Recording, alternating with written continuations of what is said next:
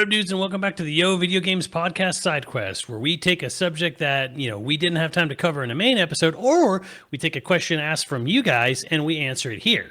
Yeah, and today's episode is all about golden showers. Because naturally, we were talking about Randy Pitchford in the full episode, and allegedly, supposedly, rumor has it, he is down with it. And I just want to know, what is it about it that does it?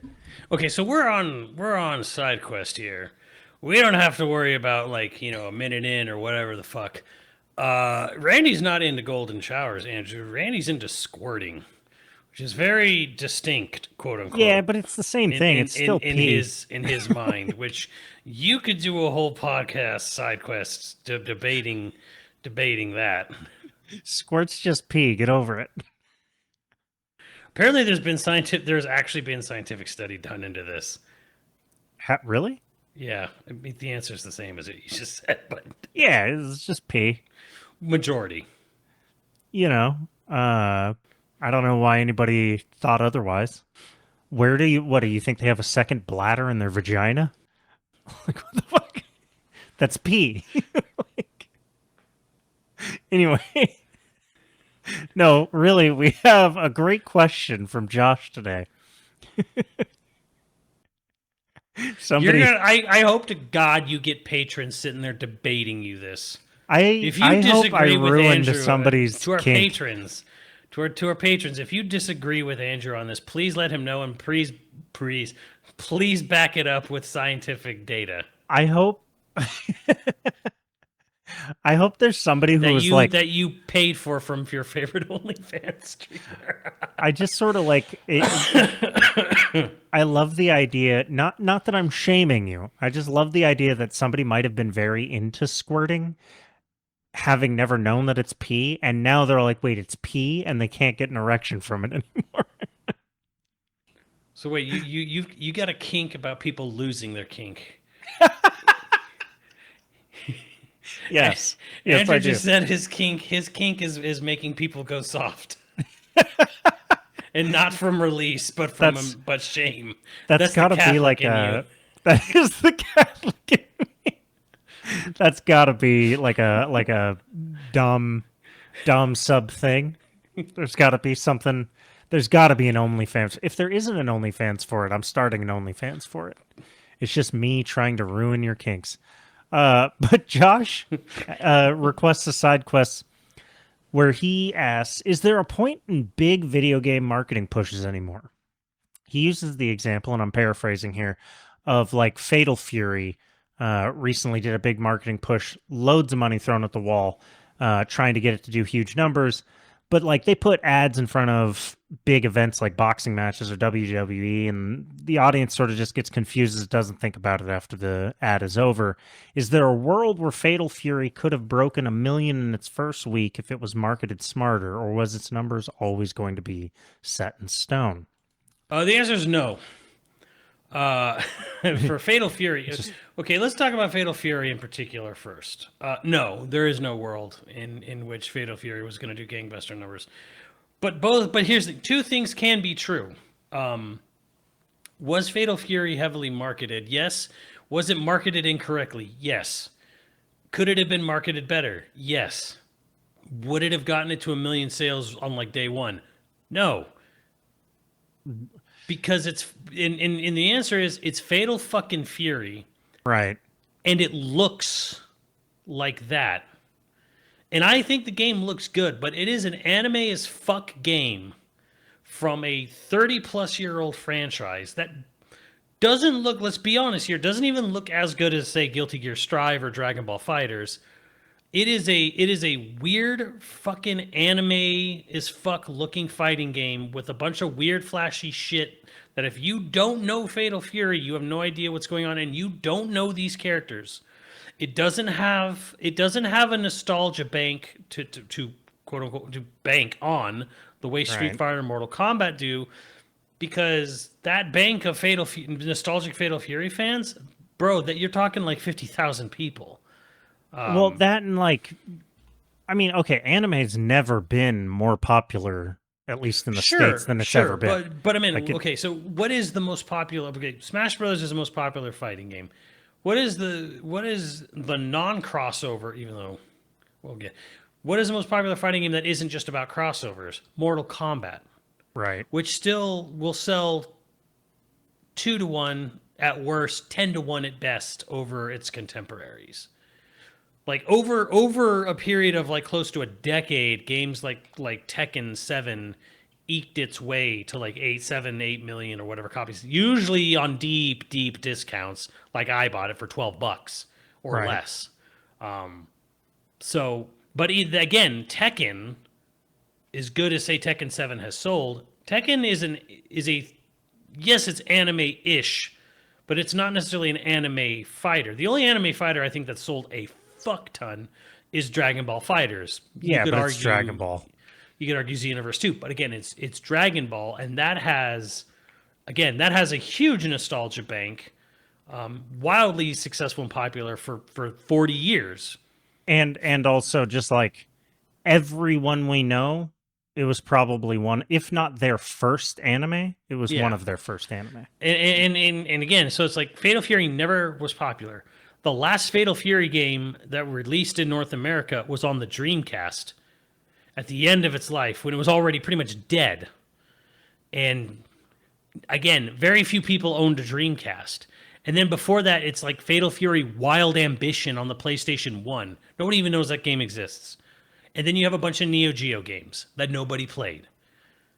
Except you, because you still have a Neo Geo. Sure, of course. But Neo Geo, Fatal Fury in particular, has less brand recognition than King of Fighters, which already has less brand recognition on a worldwide scale than Street Fighter and Mortal Kombat and Tekken. Now, granted, I understand, how big King of Fighters has become in Mexico and everywhere south of Brazil, Central America, South America, Mexico, huge there. I know it has, there are deep pockets of SNK, beloved, fandoms in other places in Southeast Asia, Korea, Taiwan, Middle East, but like again, it never had that insane worldwide recognition that Tekken, Mortal Kombat, and Street Fighter have had for 30 years. And also, not to dance around it too much, even if it is popular in the rest of the world, the market is the United States. Yeah, the largest gaming market. Yeah, right now it's just like it's outsizes every other market. Yeah. And again, that might not be true forever. As already was speculated, people who are watching boxing matches, they don't play very many video games. If they do, they probably play like UFC. At best, they've heard of Mortal Kombat. You show a fucking anime as fuck looking fighting game like Fatal Fury for a boxing match. Everyone who's at that boxing match is like, "Where's the fight? Get rid of this shit." Wrestling may be a little more crossover there because for some reason weebdom and wrestling is always had a huge cross thing going for it or whatever. But it does. Also, this is a weird aside. Bronies. Apparently, the crossover between WWE and Bronies is oddly big. Sure. I don't understand though. It's a strange connection there, but either way, the point is that Fatal Fury, City of the Wolves, it's a really fucking fun playing game. Really, it is a good game. But it was never going to sell anything because it doesn't graphically look any better than Marvel vs. Capcom 3, and that came out 14 years ago. And it's with characters the general population has no fucking idea who they are. Yeah, and if there's anything proven about fighting games is that the characters matter. You got to have someone that you really love. And throwing a soccer player and a DJ, and a European DJ in there, like way more people know who Ronaldo and DJ Naki. Way more people know who they are. But are those the kind of people who are like, yeah, let me drop $60 on a fighting game I've never heard of to play as this character, or they're gonna buy FIFA, or they're gonna buy a concert ticket. Well, that's To answer the marketing question, is there a point behind big marketing pushes anymore? Absolutely. Marketing still has one of the best ROIs, especially like just straight up carpet bombing marketing has a dollar for dollar ROI, especially certain things. Now, smart marketing is much cheaper these days, actually, than dumb marketing. But here's the thing, dumb marketing is easier to justify on a budget line. Smart marketing is actually pretty difficult to explain to, say, a 60-year-old CEO or CFO or, you know, uh, 80 investors at an investment meeting, that kind of thing. Whereas you can say, I bought, $10 million worth of TV ads, and everybody just goes like, yeah, obviously. It doesn't matter. They're like, oh yeah, most gamers are, I spent $10 million on influencers. The reason influence marketing took off the way it did is it became the understood we're buying spokesman, right? Now though, explaining that like, oh, I bought articles or I bought yes, influencer marketing, but it's a sponsorship where they're going to play the game. That's hard to explain to people, like to just like people who aren't involved, the money men, basically. It's hard to explain. Well, they go, well, why do they get to play it? Why do people? They're the people that go, streaming isn't good because why would I buy it if I can just watch it? Because you don't buy games to watch them, typically. I don't know why I have to explain that, but that is an explanation I've had to give to very serious people with much more money than I have. But is the big marketing push dead? No. Smart marketing is also still fairly expensive. Like it's not like marketing. But I would push back and say, and maybe you're gonna maybe what you're talking about is the example that you're actually using here. Spider-Man 2, which was like where they supposedly spent like $500 million or whatever, Right. not half a billion, but like they spent like $100 million plus marketing Spider-Man 2, and I'm like, was that even necessary? And Necessary. part of me says absolutely not, and the other part of me is like, well, remember when they did no marketing for the PC version and Yeah. it sold really poorly out the gate? It's so carpet bomb marketing, we know for a fact. Like this is just carpet bombing has a direct dollar to dollar return. Like you can draw a line from it, essentially. It's why movies for the longest time was about carpet bomb marketing, right? Yeah. The thing about games specifically, and why I would argue that carpet bomb marketing isn't necessarily as worth it for games, is that even though gaming is no longer a niche entertainment, like it's not it's niche industry anymore, the places you find the audience, the bulk audience of gaming, is not the places that carpet bomb marketing works the best. Paying $10 million to have a billboard for Spider-Man 1 on Fairfax isn't necessarily going to get the attention of gamers who had no idea that Spider-Man was coming. Spending $10 million to carpet bomb banners or YouTube pop-ups, or more importantly, spending $10 million so that everybody on Twitch is talking about Spider-Man 2. Absolutely, you're going to have a return because that is where all the gamers are.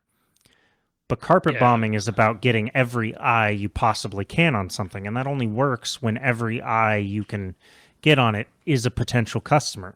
I would say like having the streamer play your game, like a preview build of your game, rather than running Twitch ads for the game is better. Oh, absolutely. Yeah. Especially if you know the streamer's going to like it. Part of the reason why influencer marketing is effective, or why particularly streaming can be very effective, is that you can target your exact audience based on the streamer you're picking. If you know it's a game that this streamer plays a lot, loves a lot, you're going to get an enthusiastic response from the streamer totally naturally, right? The gamble you take is that your game's a piece of shit, and the streamer is going to be like, well, this is a piece of shit. But like, if you have a game that you know they're going to love, you know, they're no better salesman than somebody who likes the product ever, Yeah. The problem was the millions of dollars or the hundreds of millions of dollars for Spider-Man 2, did it have a direct dollar for dollar return that made it worth it? Probably. I haven't seen the I mean, numbers, and so I it can't. sold a lot. It sold like 10 It sold a million in its lot, first month. and you can argue that it would have sold a lot no matter what. But the thing is like it was a prestige title. Like it was a prestige. How many E3s was it the thing Yeah. that was, Well, one in particular. yeah. I think there's a little bit of where my only argument against Spider-Man 2 in particular for the marketing for that was I don't think Horizon 1 or 2 or even God of War, 2018 or Ragnarok, like they spent good money marketing those games. It got a lot of marketing. I don't think it got as much as Spider-Man 2 did, and yet it basically equated to the same sales. Yeah, again, without like looking over the shoulder of someone, and take what I'm saying with a grain of salt. I was a friggin' creative director for a couple of years, like, but my point is like, if I'm looking at a return on a big push, on a big marketing push, um, entering like the vocabulary of culture, that's what you want with marketing, like propaganda, frankly. Like if you're going to spend big money, what you want is pervasive. You want people on social media talking about your game just generally. Not even necessarily about particular aspects of your game. You want every content mill there is to be. Sorry, you want TikTok channels to just be like pumping out compilation crap of, that's the type of carpet bombing that I would do. Um, you know, Again, Spider-Man 2 spent money on TV spots for like channels where the main viewership is like 50 to 60-year-olds. Well, they're probably not the market that's going to buy a Spider-Man 2. Maybe 50, but like I gave my dad my old PS4 to try and just get him to start playing things. He's never touched it. Like I gave him my PS4 with my physical games when we moved. It was just like, start playing games, get your goo working. And it didn't work. So it's like targeting your audience has never been easier, but it has also never been dumber. Mm-hmm. If like I'll share like this weird little anecdote. When you're making a video and you're target, like how do you speak to a particular audience that you want to buy your product? Well, you cast that person in your video. So you want to target men 18 to 30, okay, when we did a video for Star Wars drones, we did a family, and the client was all like, well, we should make it all about kids. I was like, right, but kids can't spend $100 on these Star Wars drones. Right. So who we're talking about and who we're targeting and what the video is about the dad. Yeah. Who is going to look and see their kid having a great time, and they're going to have a great time with their kid. And then we're going to show like, oh, it's got training modes so that even a kid can learn how to play it with you, Dad. That's how you're going to sell it. And they're like, oh, well, what makes you think that's going to be more effective than showing 10-year-olds play it? Because I can't think of a single parent that's going to be like, let me buy the $300 worth of Star Wars drones and just hope they don't land them in the pool. Like what? You're selling the person who's got $300. You're not selling the kid who's going to ask for it for Christmas. And that seems obvious, right? Like just put the person you want to buy it in your video. That's the perspective. That's a hard sell. Whereas I could have just been like, yeah, we're gonna show kids playing with them. We're gonna carpet bomb every TV channel possible, and the guy would have been like, right, that makes sense. It's just, oh yeah, we'll just carpet bomb everything. Yeah, it makes sense. It's big money, but it's, they understand where the money's going. Marketing pushes where it's all like, oh, we're going to put it in front of boxing matches. Oh, you can fight like the fighters and it's not the understanding that one, boxing matches skews to an older crowd who probably doesn't play video games anyway, for the most part. Yeah. UFC skews to a younger crowd. If you have a young audience of boxing enthusiasts, they're probably not playing Fatal fucking Fury. They might be playing games generally because everybody's playing games, but they're probably not playing an obscure game or an obscure franchise, unfortunately. And again, it's not even like, what does Fatal Fury sell it on? Right. Like, what is the hook visually? What is the visual hook for someone? Because it's not gory, it's not hyper violent. The only real world basis of characters they have is a soccer player who's not a boxer and a DJ whose whole thing is to just be random as shit and wacky. Like, the only thing the boxing crowd is going to be interested in is the fucking tits on Mai and B. Jennett.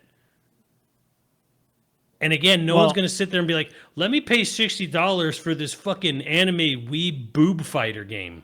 I can see the through line of thought on why they would get like a soccer player and a DJ and you're trying to hit new audiences. The problem is that a soccer enthusiast audience isn't going to play Fatal Fury because you know what they do? They play FIFA. Right. They buy the new FIFA or the football club, as they call it now, every year from EA, and then they spend $100 plus every year in the booster cards for that EA game and play as Ronaldo in that soccer game. They play as a soccer player in the soccer game. Right.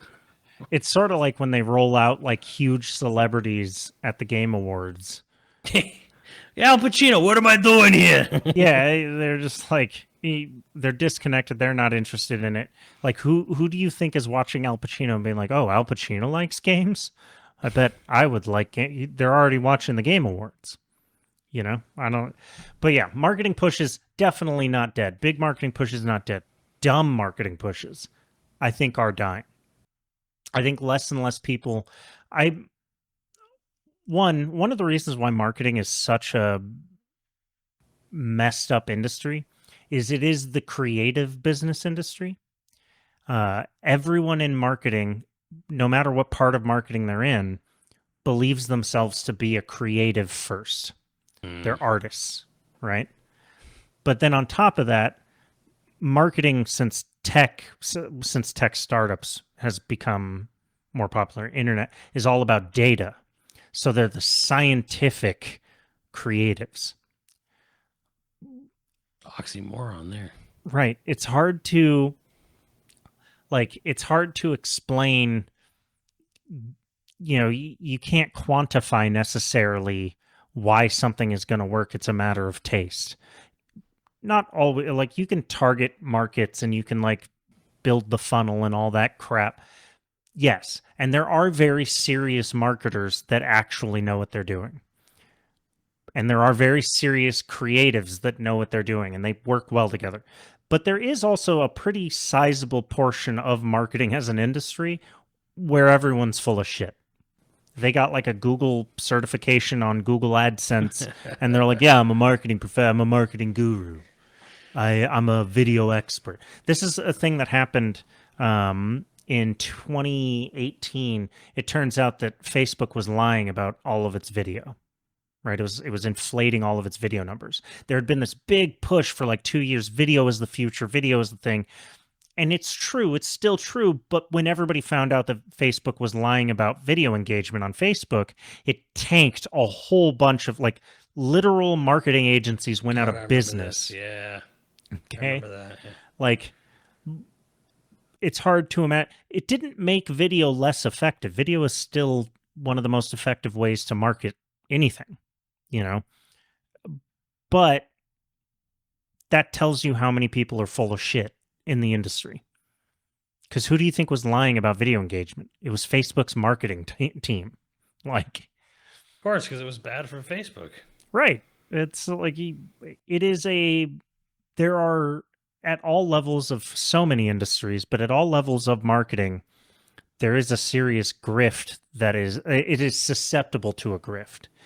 And when you see someone or you meet someone who actually is, and knows what they're doing in marketing, they look like a wunderkind. They look like a friggin' genius because they can sort of actually extrapolate real results from kind of marrying the ethereal bullshit that is being a creative and then the data science of actually being able to figure out, what do data sets mean for targeting, a specific market. Anyway, all of that sucks. Marketing sucks. I don't love it that much. But that's my point is like marketing's never going away and big pushes are always going to be a thing because it's easy to justify them on line items. And my point is that there is no way to sell Fatal Fury. millions of copies of Fatal Fury. There just isn't. Josh, I hope that answered your question. Thank you so much. That was really good. It was a really good question, and I'm sorry we spent a lot of time on Squirt. Sometimes games enthusiast things are just that. A niche game that is built for a niche audience. It's pretty hard to make that go mainstream, but at the same time, specifically targeting your audience is a better way to go to get a big hit than, Honestly, I think just trying to be a little more grassroots with it, like just, I mean, there's a lot of things in that game in particular, but like going cheaper, going free to play, even in some form, with like rotating probably would have helped characters. Fatal Fury, yeah, something like that, because Fatal Fury needs to be approached as it's a brand new IP, because for the majority of the buying public in the world, it is. Yeah. Oh yeah. So that's really more of its problem than anything. On that note, thank you so much. We'll catch you next time, guys. Later, dudes.